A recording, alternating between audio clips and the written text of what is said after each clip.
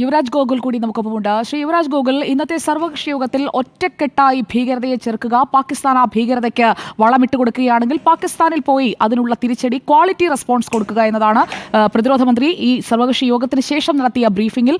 അതിനുശേഷം വിദേശകാര്യ സെക്രട്ടറിയുടെ നേതൃത്വത്തിൽ കേണൽ സോഫിയ ഖുറേഷിയും വിംഗ് കമാൻഡർ വ്യോമിക സിംഗും നടത്തിയ ബ്രീഫിംഗിൽ എല്ലാം ആവർത്തിച്ച് പറയുന്നത് എന്താണ് പാകിസ്ഥാന് കൊടുത്ത മറുപടി എന്നത് സംബന്ധിച്ചാണ്. ശ്രീ ജോൺ ബ്രിട്ടാസ് പറഞ്ഞ ആശങ്കകൾ ഈ ഒരു ഘട്ടത്തിൽ നിലനിൽക്കുന്നതാണ് ശ്രീ യുവരാജ് ഗോകുൽ? അല്ല, അദ്ദേഹത്തിന്റെ ആശങ്ക എന്താണെന്ന് എനിക്ക് വ്യക്തമായിട്ട് മനസ്സിലായില്ല. അദ്ദേഹം പറഞ്ഞിരിക്കുന്ന ഒരു കാര്യം എന്ന് പറഞ്ഞു കഴിഞ്ഞാൽ, ഒന്ന്, യുദ്ധത്തിന്റെ ഒരു സാഹചര്യത്തിലേക്ക് പോകരുത്, വിഷയം എസ്കലേറ്റ് ആകരുത് എന്നുള്ളതാണ്. നമ്മൾ ഇന്ന് ഇന്ത്യൻ ആർമി ഒരു പത്രക്കുറിപ്പ് ഇറക്കിയിട്ടുണ്ടാവും, നിങ്ങളുടെ എല്ലാവരുടെയും കയ്യിൽ അത് കിട്ടിയിട്ടുണ്ടാകും എന്ന് തന്നെ ഞാൻ വിശ്വസിക്കുന്നുണ്ട്. ഇന്ത്യൻ ആർമി അതിനകത്ത് വളരെ വ്യക്തമായിട്ട് പറഞ്ഞിട്ടുണ്ട്, ഇന്ത്യ ഓപ്പറേഷൻ സിന്ദൂറിൽ തിരിച്ച് ഹിറ്റ് ചെയ്തിരിക്കുന്നത് പാകിസ്ഥാന്റെ മിലിറ്ററി ക്യാമ്പുകളോ പാകിസ്ഥാന്റെ സാധാരണ സിവിലിയൻസിനെയോ ഒന്നുമല്ല. കൃത്യമായിട്ടും നമ്മൾ പിൻ പോയിന്റ് ചെയ്ത് അവരുടെ ടെറർ ക്യാമ്പുകളിലാണ് നമ്മൾ ഹിറ്റ് ചെയ്തിരിക്കുന്നത്.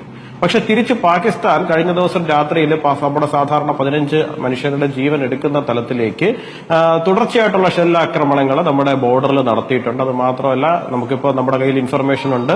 അവർ ഇപ്പോൾ കുറച്ചു നേരത്തെ റിപ്പോർട്ടിൽ അരുൺകുമാർ തന്നെ എക്സ്പ്ലെയിൻ ചെയ്യുന്നുണ്ടായിരുന്നല്ലോ, നമ്മുടെ പ്രധാനപ്പെട്ട നഗരങ്ങളെ ടാർഗറ്റ് ചെയ്തിട്ടാണ് അവർ അടിക്കാൻ വേണ്ടിയിട്ട് ശ്രമിച്ചത്.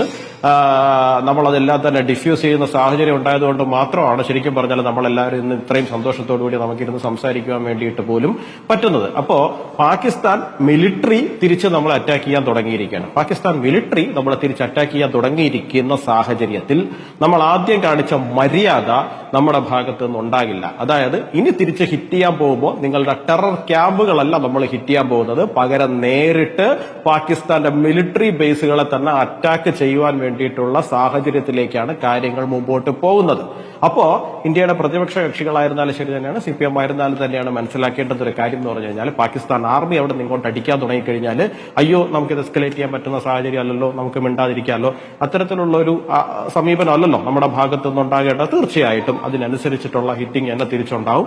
അതാണ് ഇപ്പോൾ കുറച്ചു നേരമായിട്ട് നമ്മുടെ മാധ്യമങ്ങളിലും സമൂഹ മാധ്യമങ്ങളിലും ഉൾപ്പെടെ തന്നെ വന്നുകൊണ്ടിരിക്കുന്നത്. ലാഹോറിനകത്ത് പല ഭാഗങ്ങളിലായിട്ട് നമ്മുടെ ഡ്രോണുകൾ എത്തിയിട്ടുണ്ട്. അവിടെയൊക്കെ പലതരത്തിലുള്ള ഹിറ്റിംഗ് നടക്കുന്ന ഒരു സാഹചര്യം ഒരു വഴിക്ക് നടക്കുന്നുണ്ട്. പിന്നെ ന്യൂയോർക്ക് ടൈംസ് ഒക്കെ റിപ്പോർട്ട് ചെയ്തിട്ടുണ്ട്, ഇല്ല എന്ന് ഞാൻ പറയുന്നില്ല. ന്യൂയോർക്ക് ടൈംസിന്റെ ഒരു വാർത്ത അവർക്ക് തന്നെ ചില ലോക്കൽ മീഡിയ, ഇന്ത്യയിലെ മീഡിയ റിപ്പോർട്ട് ചെയ്തതിന്റെ അടിസ്ഥാനത്തിൽ പല മാധ്യമങ്ങൾ, ഇപ്പൊ ചൈന ഡെയിലി ഉൾപ്പെടെയുള്ള മാധ്യമങ്ങൾ, നാഷണൽ മീഡിയ ഒന്നും റിപ്പോർട്ട് ചെയ്തിട്ടില്ല. അല്ലല്ല, ലോക്കൽ മീഡിയ പിൻവലിച്ചിട്ടുണ്ട്.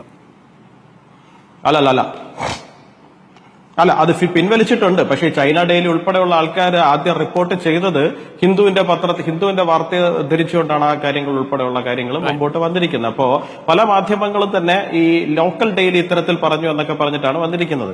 പിന്നെ രണ്ട്, ഇന്ത്യ എന്ന് പറയുന്നത് പാകിസ്ഥാനെ പോലെ ഒരു തെമ്മാടി രാഷ്ട്രം അല്ല എന്നുള്ള കാര്യം അങ്ങേക്ക് കൃത്യമായിട്ട് ബോധ്യമുള്ളതാണല്ലോ ശ്രീ അരുൺകുമാർ. നമ്മുടെ ഏതെങ്കിലും എയർക്രാഫ്റ്റിനെ അവർ വെടിവെച്ചിട്ടുണ്ട് എന്നുണ്ടെങ്കിൽ തീർച്ചയായിട്ടും അതിനകത്ത് നമ്മുടേതായിട്ടുള്ള സൈനികരുണ്ടാവും, ഇല്ലേ, നമ്മുടേതായിട്ടുള്ള വൈമാനികരുണ്ടാവും, പൈലറ്റുകൾ ഉണ്ടാവും. അപ്പോ അവരെ ആരെ ഇന്ത്യ ഡിസോൺ ചെയ്യില്ല എന്നുള്ള കാര്യത്തെ കുറിച്ചിട്ട് നമുക്ക് നല്ല ബോധ്യമുണ്ട്. അഭിമുഖത്തിൽ പറയുന്നത് എന്താണ്, തെളിവുണ്ടോ എന്ന് ചോദിക്കുമ്പോൾ പറയുന്നത് സോഷ്യൽ മീഡിയയിൽ ഉണ്ടല്ലോ എന്ന് പറഞ്ഞ് നാണം കെട്ട ഒരു ചൈനീസ് പ്രതിരോധ സോഷ്യൽ മീഡിയ നോക്കിയാൽ മതി എന്നാണ് കാണുന്നത്. ഒരു തെളിവുമില്ല ഇതുവരെ നമ്മുടെ മുന്നിൽ.